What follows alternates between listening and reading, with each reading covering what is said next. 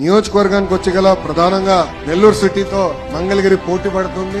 No second thought, కానీ కష్టపడాలి, ఒక బాధ్యతగా పనిచేయాలి. ఇది మీ అందరికి ఎందుకు చెప్తున్నానంటే, కార్యకర్తలందరికీ ప్రత్యేకంగా ఎందుకు చెప్తున్నానంటే, మనందరం ఈరోజు రాజకీయాల్లోకి వచ్చామంటే ఒక మార్పు చేసినానికి వచ్చాం, ప్రజలకి సేవ చేసినానికి వచ్చాం. మన జీవిత ప్రయాణంలో మనం ఎంతో మందికి సహాయం చేసిన ఒక అధికారంలో ఉన్నప్పుడు ఒక సంవత్సరంలో అన్ని పనులు చేయగలం. అది ఒక పార్టీ గొప్పతనం, ఒక వ్యవస్థ గొప్పతనం.